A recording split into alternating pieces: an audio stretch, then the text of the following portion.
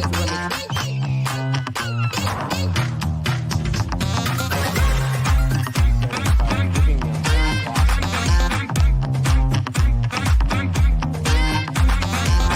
overhead, try not to let your back arch. I know when I first started TRX. So maybe we cue out of that previously with our overhead squat effect. So we're looking to see at the feet, knee.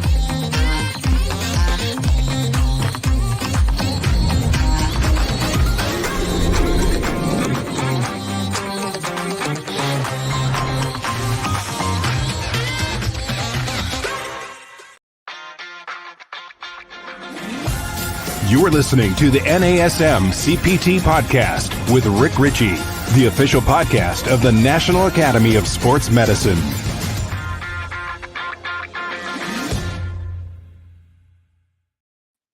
Welcome to the NASM CPT podcast. My name is Rick Richey, and today I've got a guest with me. And something interesting about this guest is, all right, let me back up and tell a story.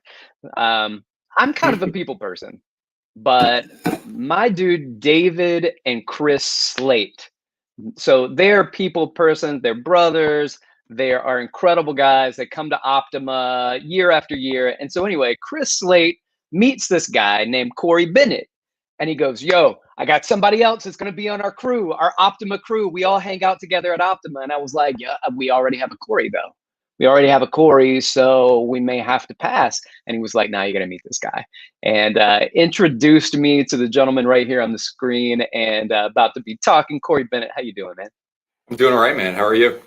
I'm doing well. It was really funny because you quickly assimilated into our Optima crew. And, you know, me, you, Ox, Corey Brown, the Slate brothers, Kieran, Shelby, Jules, like it just became a family. And it was awesome. And so here's something that's interesting.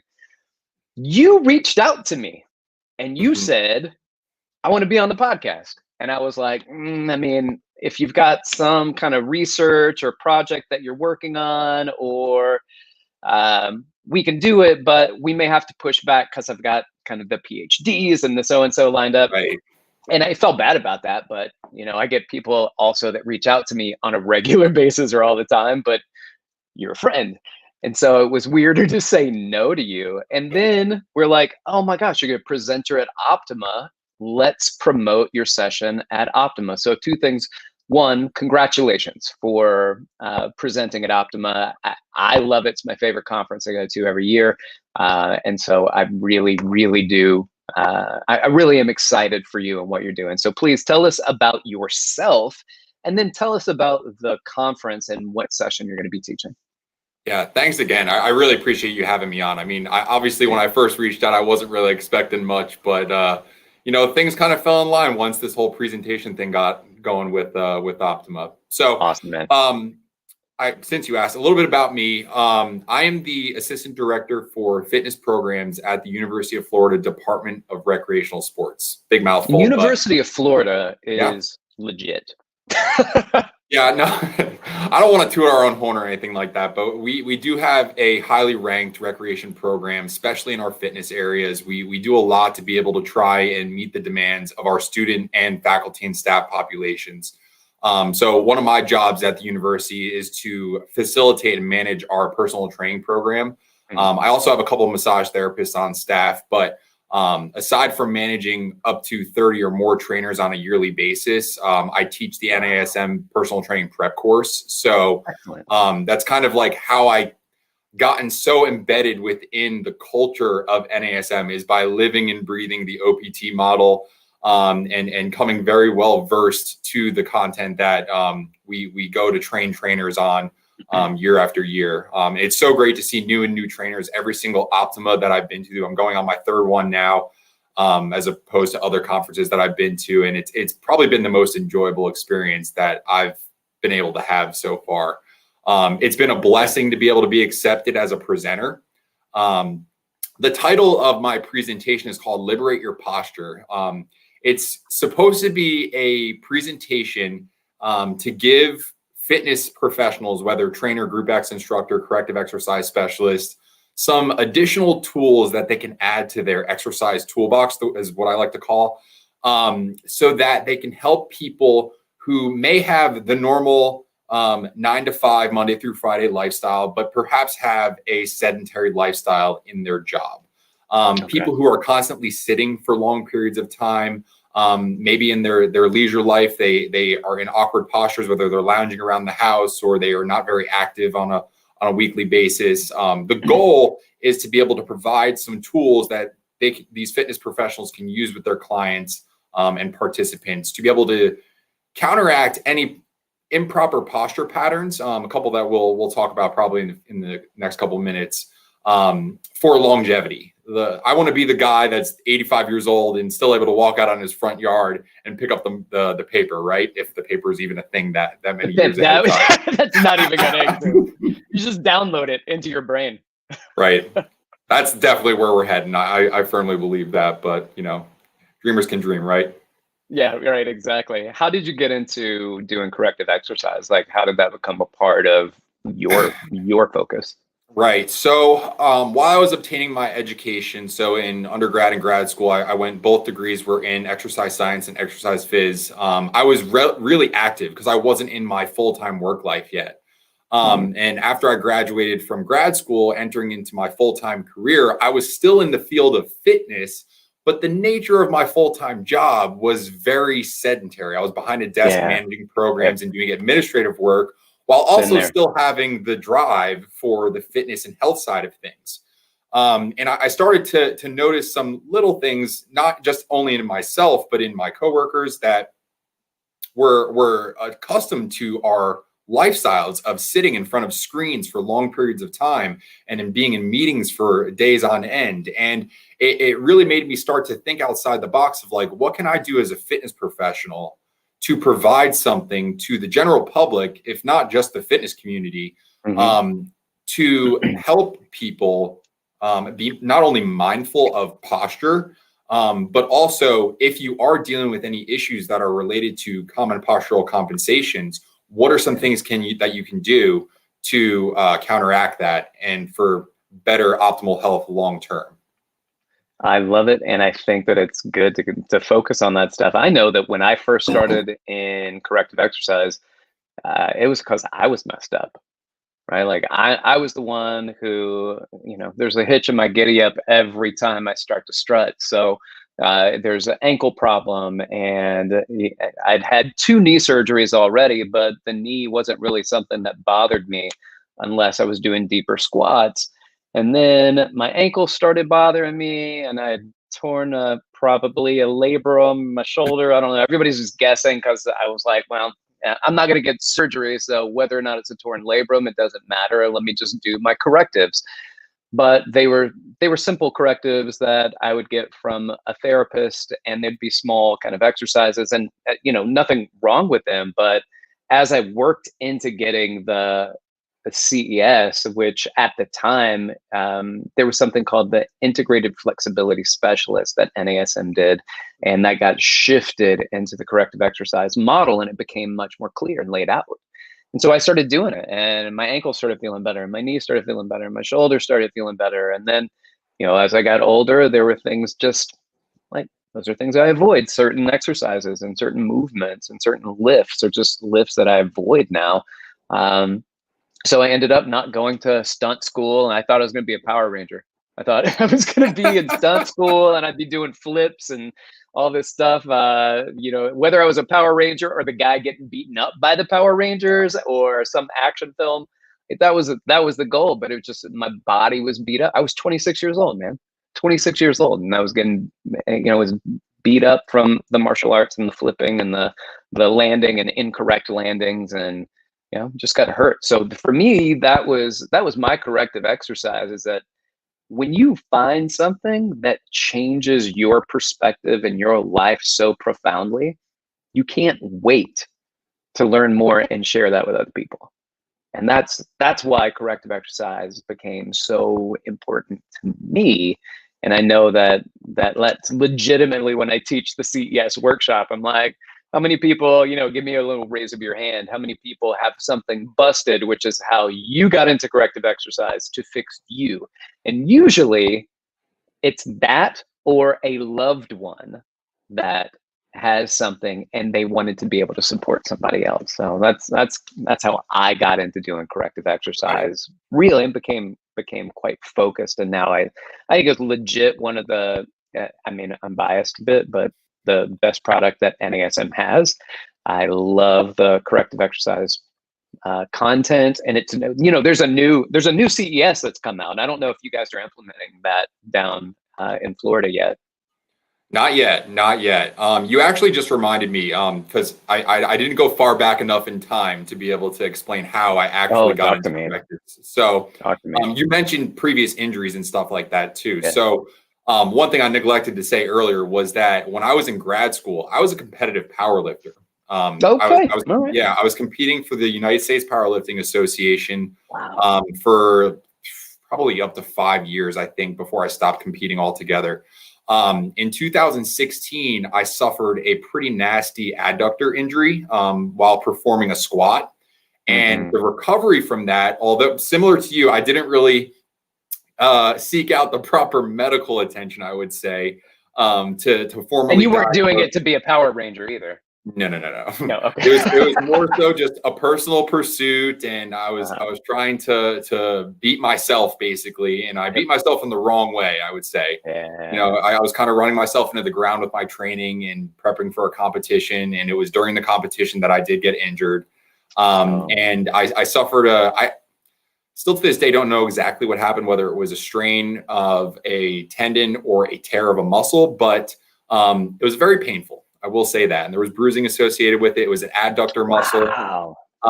And the recovery from that really consisted of a lot of rest followed by a lot of attention on the area that was injured. So by redeveloping my strength, one of the things that I ran into as I was prepping for my reconditioning phase after I got injured was I need to assess how I'm moving. So as a CPT, I was like, all right, let me get another CPT to get some eyes on me and do my overhead squat analysis.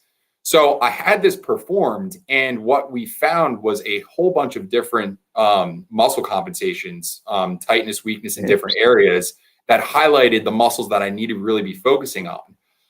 And at the time, I think this was probably when the CES was a little underdeveloped. So there may not have been the big, nice chart that we have where you have probable underactive and overactive muscles here. But we did find some resources that pointed me in the right direction for where the CES currently is right now, and being able to show people, okay, hey, if you have this movement compensation, you should be focusing on these areas for strengthening and stretching and self-myofascial release and different types of integration into functional movements. So that's kind of where it all stemmed from, because especially when I entered my full-time career and lifestyle change, I was working 40 hours a week. I had to prioritize when I was going to be doing my workouts before or after work or during my lunchtime. That's where I really had to start getting creative with the way that I worked out for myself. And now I really see the big picture of how I work with these clients early in the morning or late in the evenings of the same type of stuff that they're dealing with in their full-time life. So that's more so the picture that I'm trying to paint here. And the good news about my presentation is that it's not just talking about movement compensations, but we're then going to integrate the NASM corrective exercise continuum into each movement compensation, so we can show how we can approach each one with the 4 phases that are covered. All right. So I don't want you to necessarily do your presentation, sure. But do it. Like, let's get into it a little bit. It sounds like you're doing like movement prep for office workers. So I want to know a little bit more about this and what are the compensations that you're specifically looking at, and let's talk through some of the stuff. Right. So 2 of my favorite topics to talk about when it comes to posture is upper and lower cross syndrome. So most people may be familiar with upper and lower cross syndrome, but it's really the balance of our muscles around not only just our shoulder joint, but our hip joint. So when we're talking about upper cross syndrome, we're really focusing on the upper extremities, the shoulder complex, And there's 4 quadrants that break up this shoulder complex in terms of which muscles can be overactive and underactive. Most commonly, when we see somebody who has some sort of poor compensation, we see like rounding in the shoulders, the head is protruding forward a little bit, and it's sometimes characterized as a hunchback. Usually what we see is tight upper trapezius muscles and then also overactive pectoral muscles. So the goal of this presentation is to provide the moves or the techniques that can counteract these different positions. But we're not just focusing on the tight and overactive muscles too. We really need to focus too on which ones are neglected and underworked, because those are the ones that are going to help recollect our positioning and put us back into the posture that we were born to be in, right?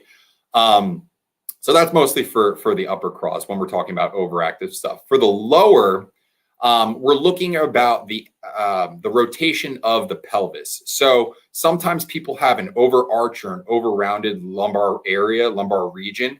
And what I see most common, at least with the clients that I've worked with, is there's an overcompensation for arching of the lower back.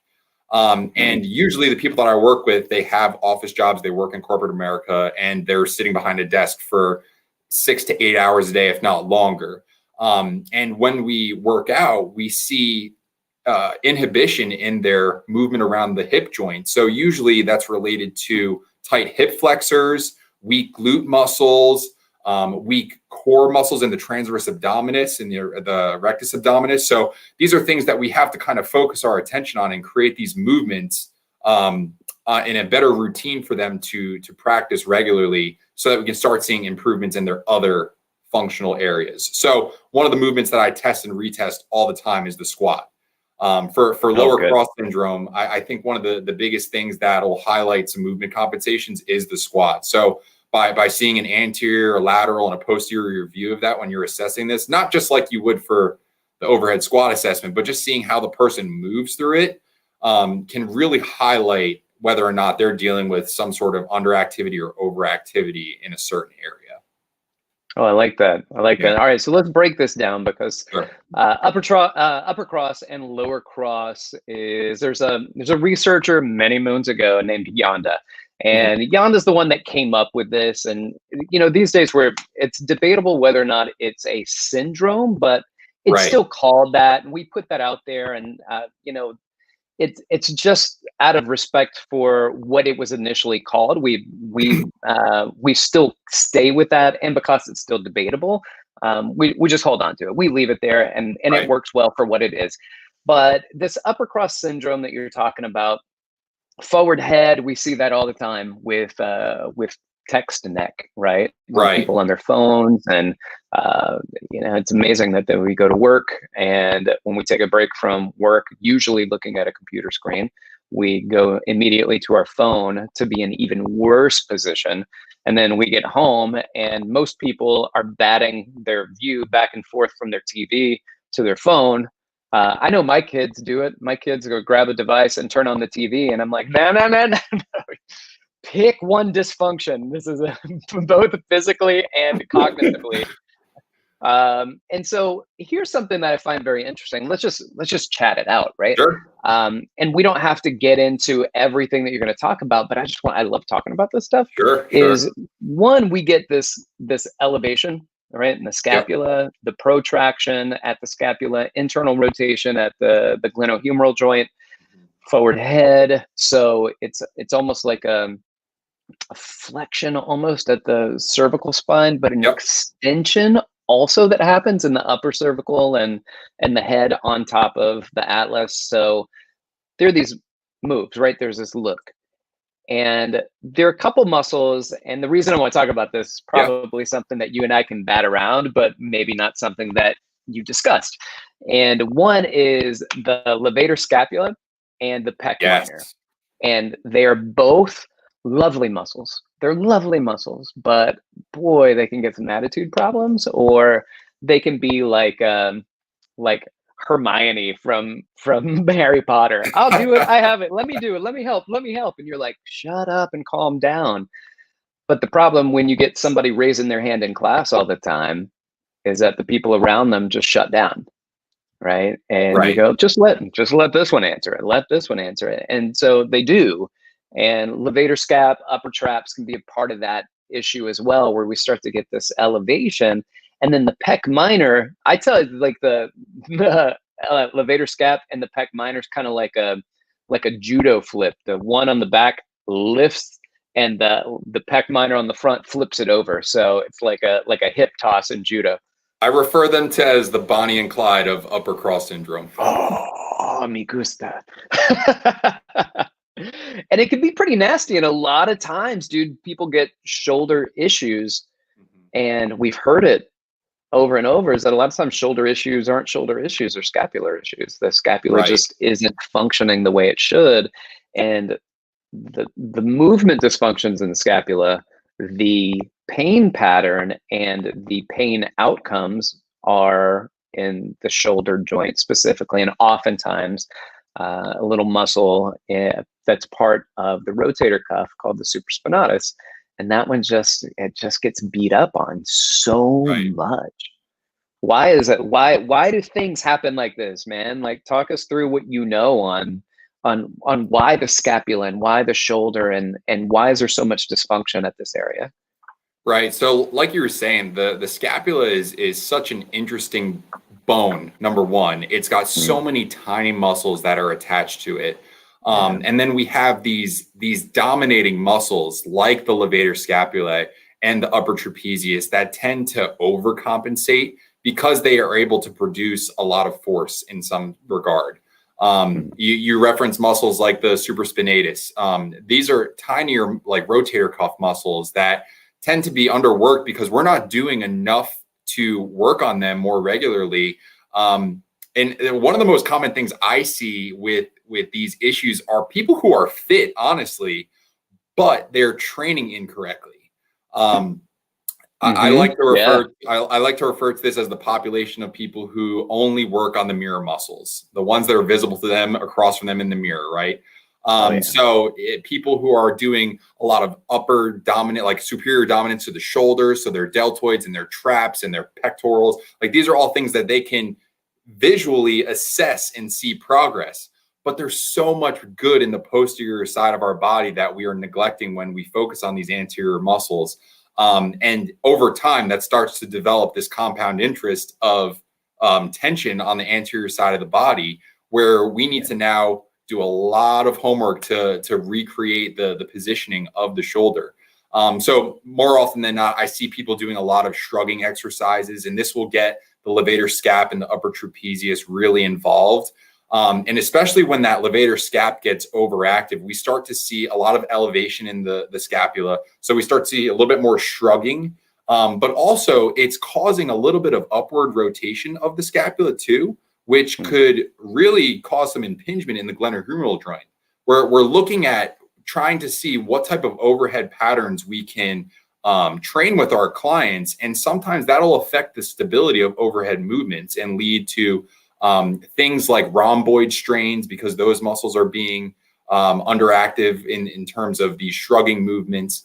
But one of the areas that we could turn our focus to in terms of giving it a little bit more love is our middle and lower trapezius and the rhomboids as well. So taking away these suitcase carry exercises or dumbbell shrugs or barbell shrugs and really focusing on bent over raising movements like rear deltoid flies, I's, T's, and Y's. These are things that I somewhat cover in my presentation, but not so much the same techniques. But exercises that can target those middle and lower trapezius muscles especially are going to be the ones that can help draw back and down the shoulders in the position that we're looking for.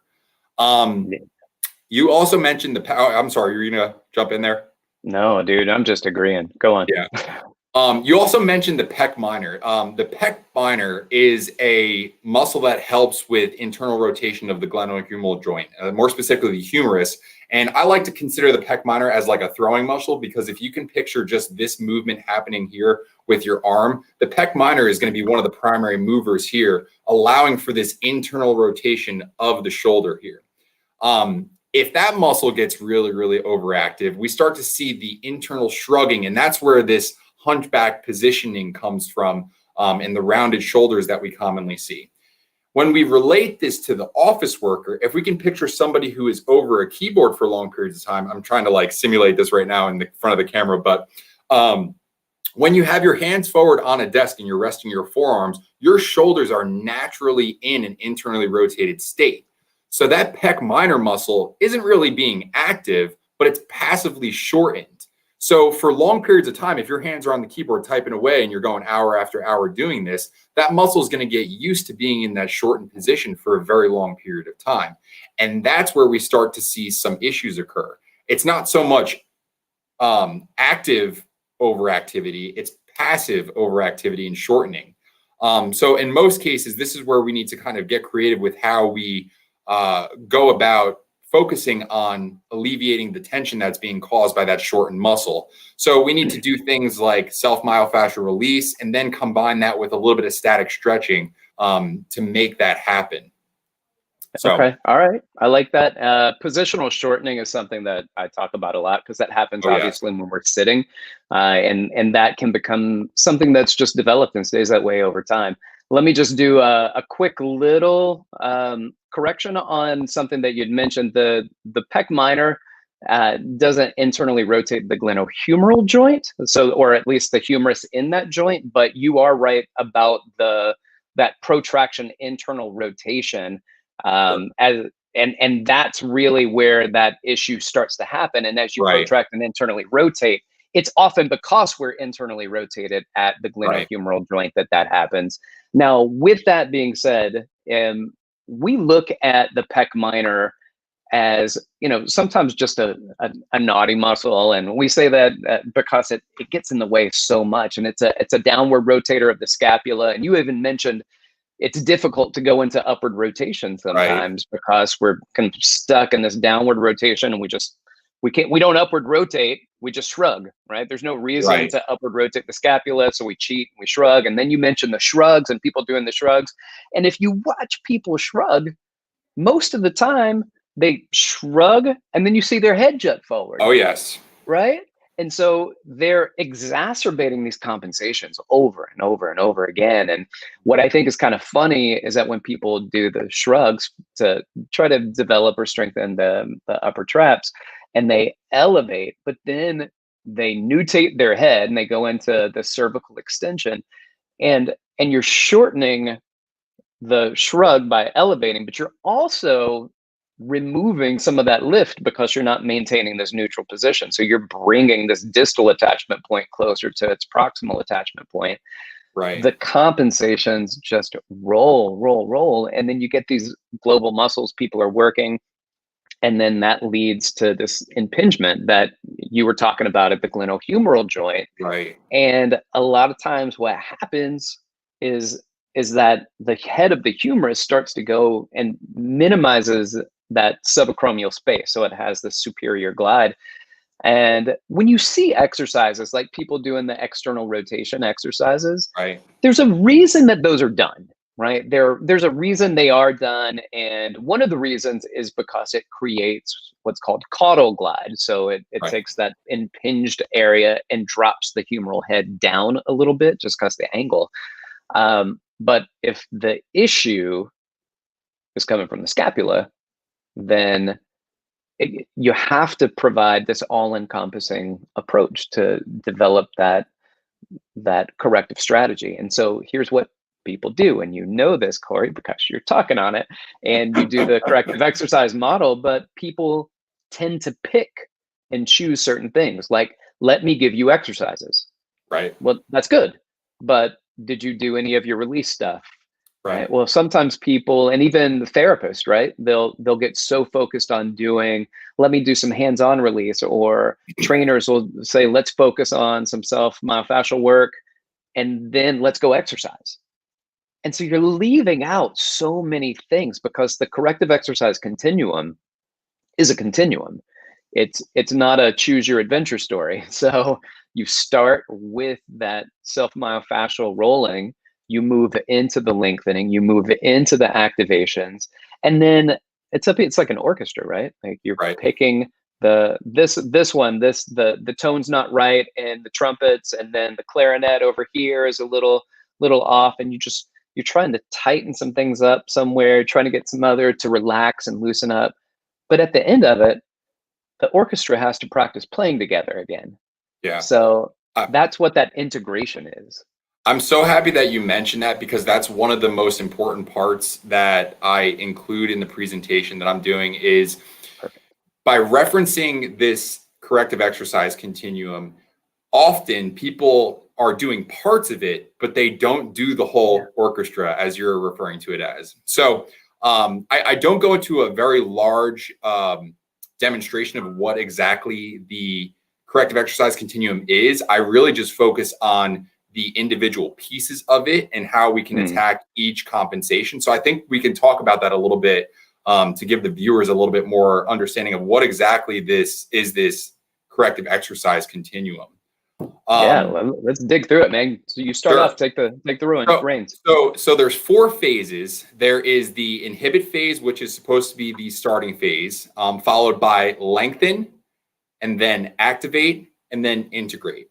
If we start with inhibit, we're talking about movements that are providing some form of self-myofascial release. So we're trying to inhibit tension on muscles that are most likely going to be overactive and shortened. After we go through the inhibit phase, we then want to probably attack those same muscles with some form of static stretching. We could do static stretching, we could do neuromuscular stretching, and throw some extra stuff in there if there's any additional pieces that we can add. Just keep them coming. No, Okay. I like to limit it to static stretching, and I love neuromuscular stretching. I think it's really beneficial, but usually if you have a partner, it's really difficult sometimes to do that on your own. Yeah, the neuromuscular stretching, I think, is by far one of the better ways to go about this, the lengthen phase. And that partner is going to be really important when you're doing any type of PNF movements where you're able to apply force and then lengthen into a further position. It's just really beneficial. So once we do those first 2 phases, then we move into the activate phase. So this is where we want to focus on then the muscles that need some extra love. So the ones that are underactive and probably weaker in regard to the position that you are focusing on. So if we're talking about that upper cross syndrome and you have those rounded forward shoulders, we might be wanting to focus on the rhomboids, the middle and lower trapezius muscles, and be able to try and retract the shoulders a little bit better and get some good motor control of the scapula. Once you go through those first 3 phases, you may need to revisit one of those phases if you're not seeing any improvements. That's why it is a continuum, because you do have the ability to kind of transition back and forth until you start seeing improvements. And granted, this is not a magic pill that you're going to be able to do one workout and then have the best movement of your life the next minute. It's going to take some time to gradually move into that. And once you are in a better position, that's when you can start to integrate into functional movements. So one of the movements that I reference for specifically upper cross syndrome is any type of overhead pressing movement. I demonstrate it using kettlebells in my presentation. So doing a double kettlebell overhead press and being able to see whether or not my arms are able to make it completely vertically overhead, or if my arms are falling forward, or if my head is protruding. And thinking of those different compensations that could happen if I'm dealing with some sort of muscle imbalance. Oh man, we got some good stuff coming out here, dude.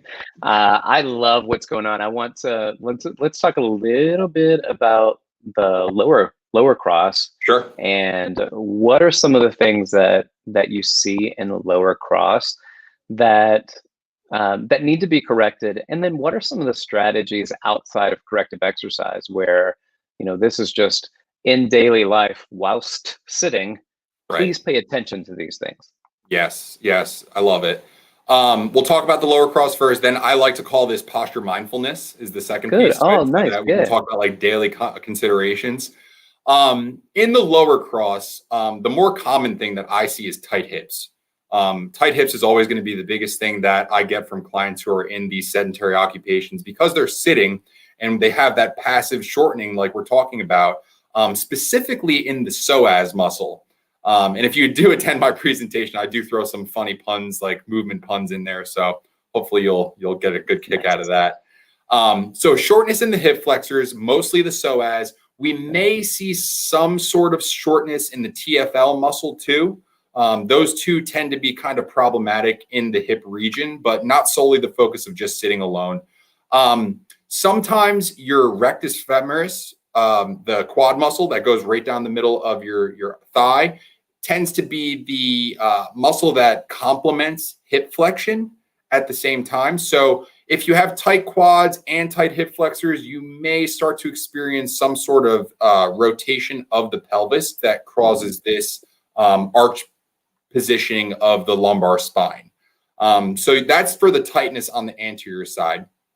On the back side, sometimes we might see tightness of the erector spinae, mostly in the lumbar region.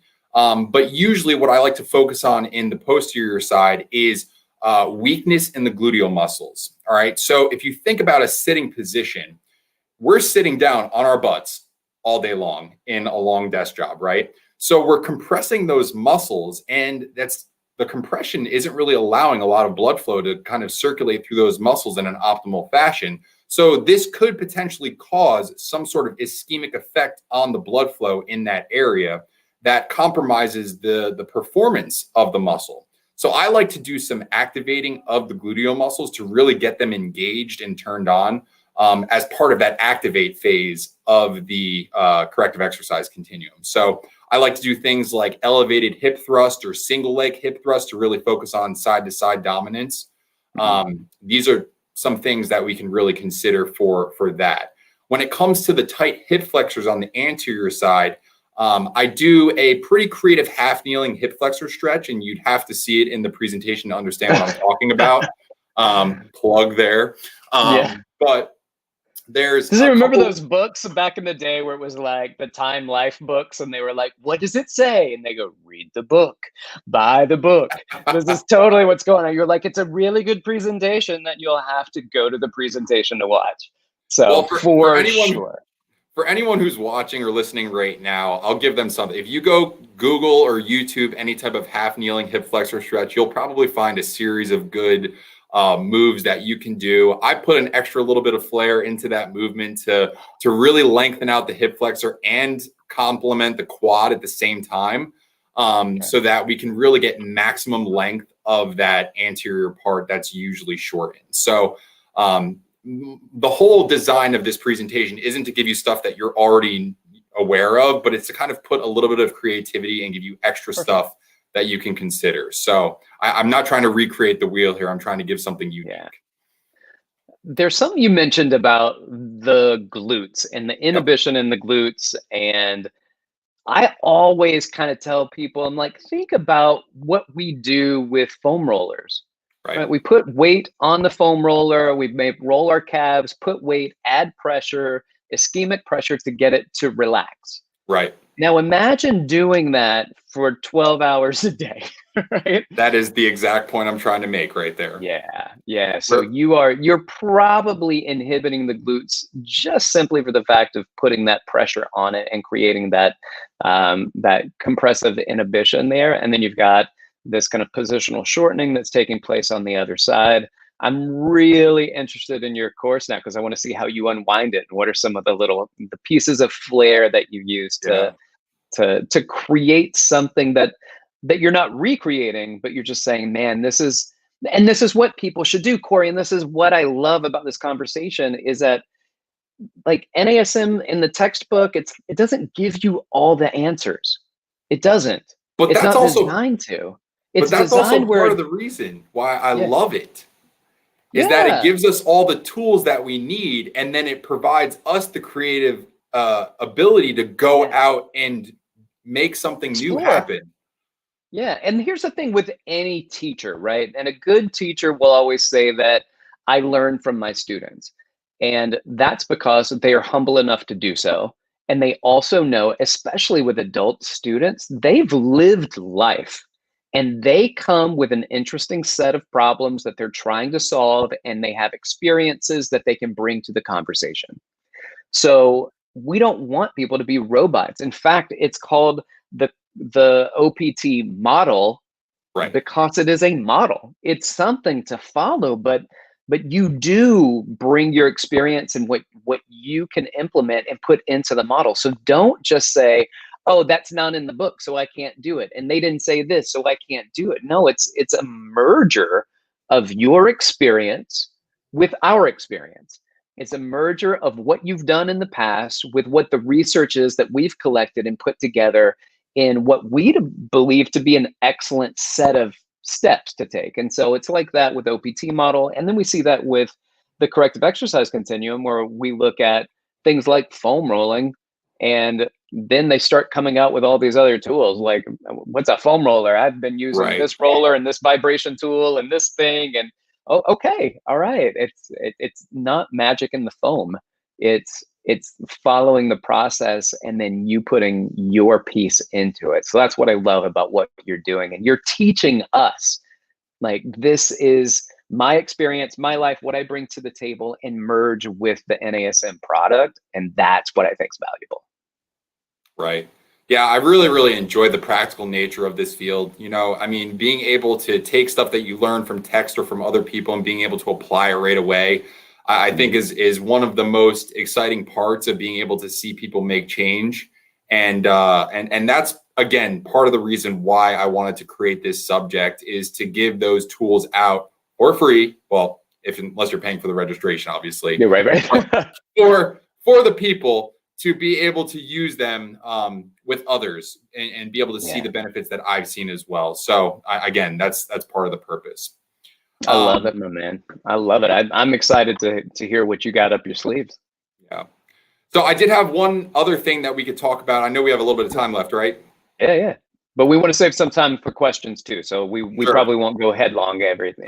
So let's close on just general, like, posture mindfulness, things to consider on a daily basis that people can be aware of and just mindful of for themselves, so that you can ensure that you are upholding a good posture on a day-to-day basis. So the first thing is always checking yourself before you wreck yourself, of your shoulder and head positioning. So if you're somebody who really is in front of a screen for long periods of time, especially now more than ever with us being in virtual worlds and doing our education online for the most part, we are going to be in front of screens, and it's unfortunately we aren't going to be able to get away from that for the most part. So always check your shoulder positioning. If you know that your shoulders are starting to round forward, pull them backwards, retract those scapula together, pull them together, and see if you can get your chest to be more forward and proud.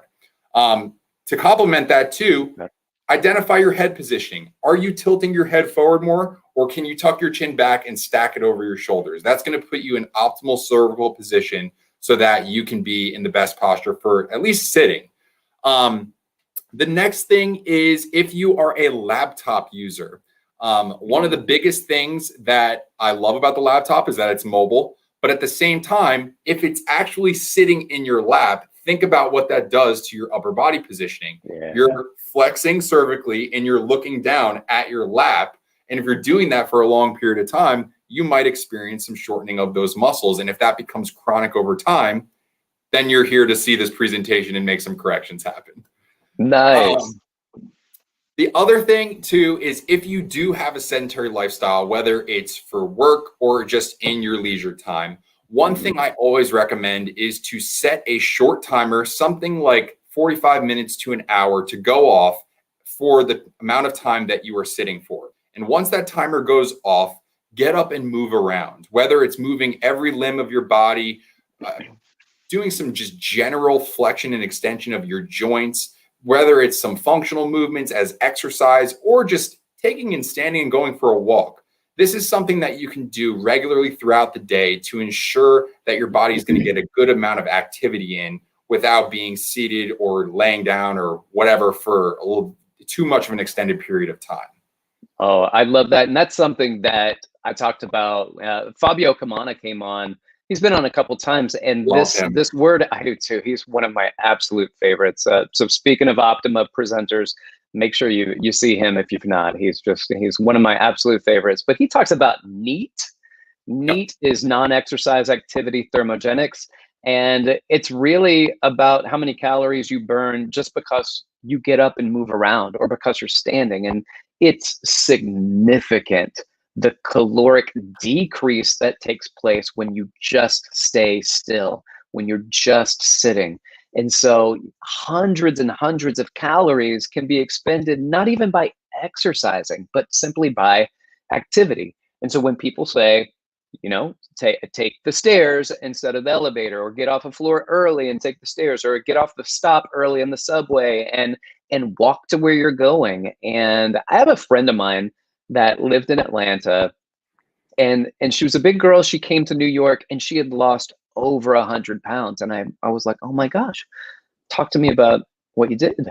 And she goes, I just did all that stuff that they told you to do. And I was like what, working out? And then so she was like, no, I took the stairs and I would walk more. And it was all neat. It was all non-exercise activity, thermogenics. She really didn't exercise that much. She changed her diet and she started moving more regularly, a lot less sitting, a lot less sedentary, and became moving. And I was like, this story needs to be out there, because here's what people don't do things, Cory, because they seem simple. And if it seems simple, then it probably won't work. But you can do anything simply and consistently. And that consistency is going to get you to where you need to be. And that could be something as simple as what you're talking about, being aware of your posture, tucking the chin, shoulders back, being aware of it. And then all of a sudden, through repetition, that's just what you do. Yeah, general lifestyle modification is probably the easiest place to start for anybody. As fitness professionals, we make it look kind of easy because it's our job. But for the general public, doing those little things like taking the stairs, walking more for transportation, or riding a bike for transportation, especially if you're in a big city where exercise and fitness facilities are very limited to some extent, that's a really big challenge, and like that person you mentioned, that's huge. Look at that success story right there. It's incredible.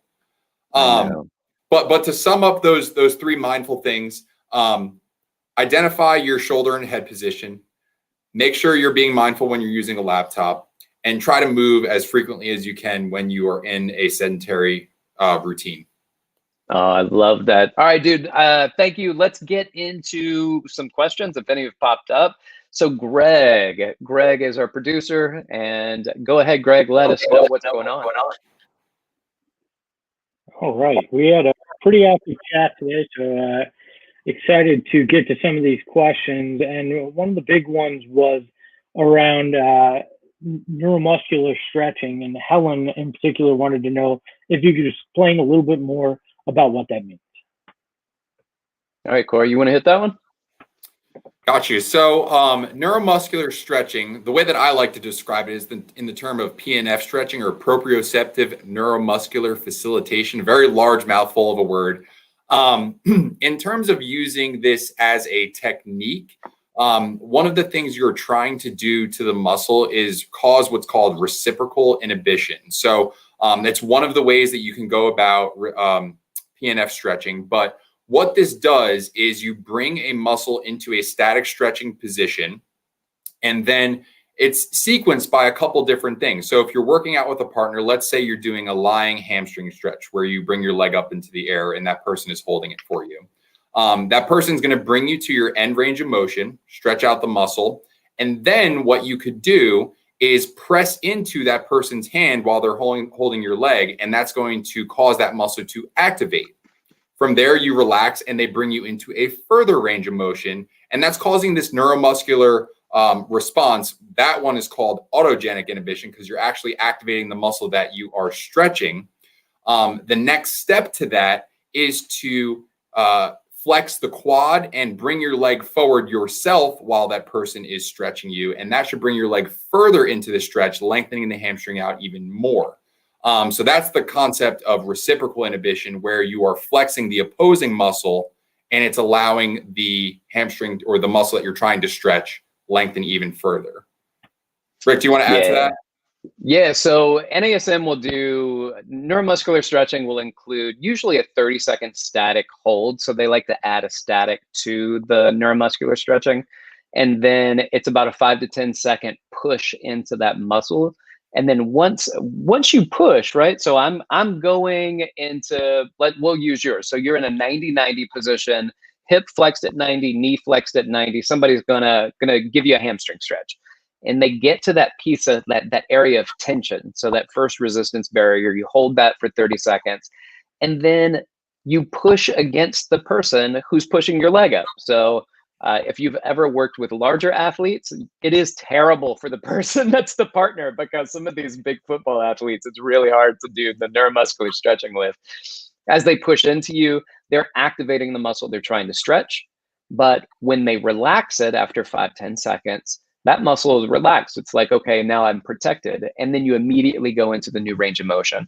I call one of those that you first mentioned is crack. So it is, you're doing that contract, relax with antagonist contraction. So now you add the autogenic inhibition. And I have a whole series in a workshop, and I've done multiples at Optima and other around the country. I've got an online course that I do on neuromuscular stretching. And so you have to be careful which muscles you do the antagonistic contraction, because you can absolutely Charlie horse up. And then all of a sudden the stretching is the last thing that you're going to be doing. You might be right back to foam rolling if that's the case.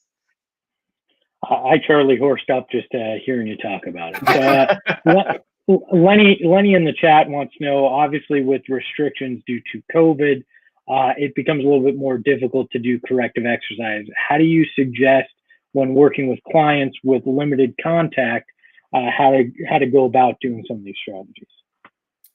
For me in particular, with the movements that I demonstrate in my online presentation, there's a lot of hands-off contact. The most hands-on you're going to get is from the neuromuscular stretching. The rest is basically going to be self-applied by the client with your guidance.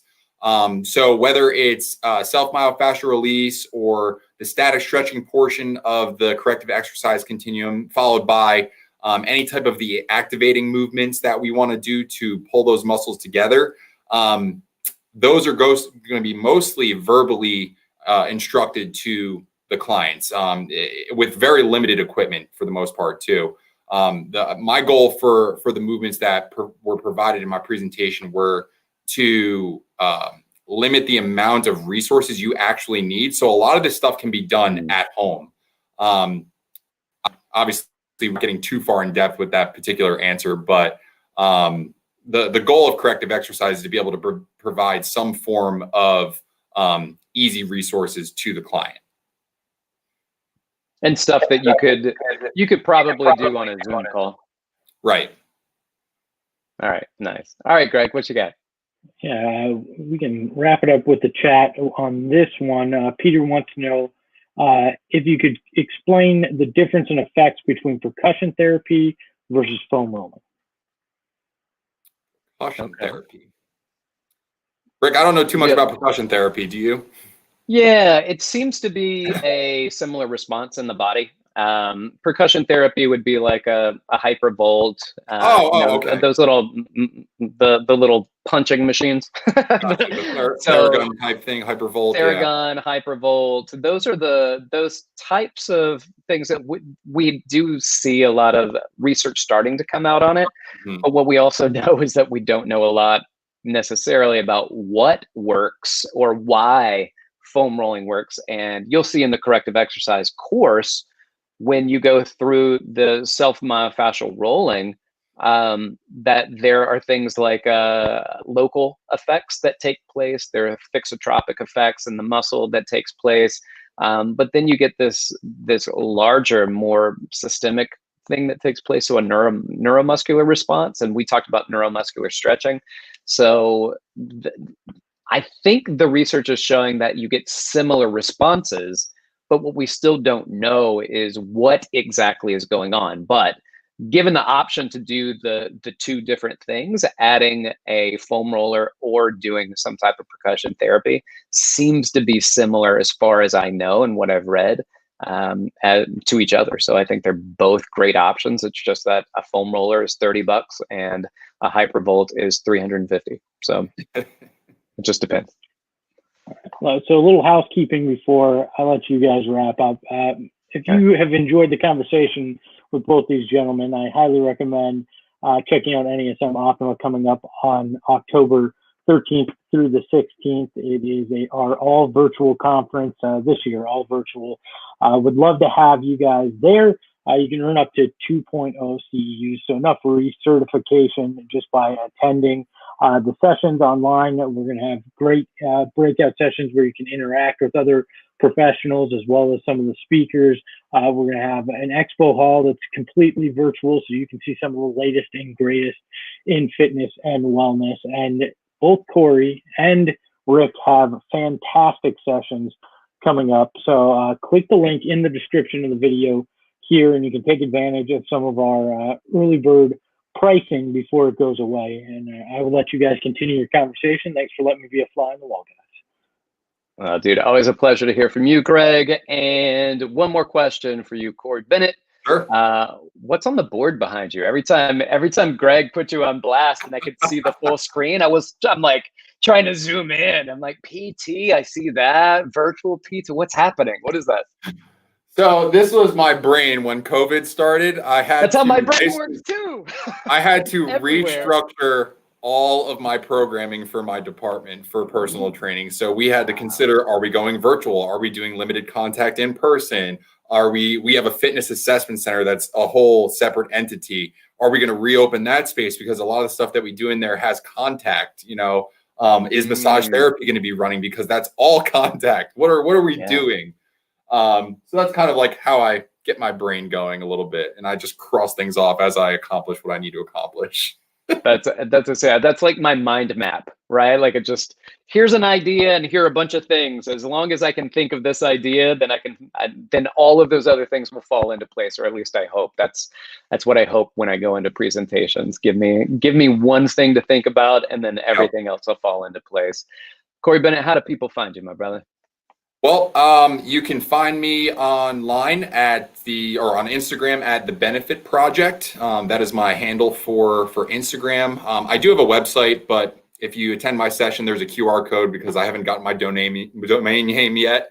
Otherwise, you can contact me. Again, I work for the University of Florida Department of Recreational Sports. So if you if you Google search me, Cory Bennett UF, you'll probably find me somewhere. My email address is thebenefitproject@gmail.com. That's my private email, not my school email. So for any other like NASM inquiries or anything like that, you can reach out to me through that. But if you're a school professional, cbennett@ufsa.ufl.edu would be the best way to contact me. Fantastic. Thanks for being on the show, brother. I appreciate it. It's always thank you so much for having me. I'm bummed that I can't hang out with you. I love that Optima's going virtual, but man, I wish we were hanging out. But it's good to have you on. Thank you, everybody, for listening, for tuning in. You can reach out to me. I'm most active on Instagram, dr.rickrichy, Richey, or you can hit me up at rick.richey@nasm.org. Let me know if there are people that you want me to interview, if there are subjects that you want me to address. Talk to me. Give me a few days. Don't get mad at me if I don't respond immediately. It's just how it goes. I appreciate it. This is the NASM CPT podcast.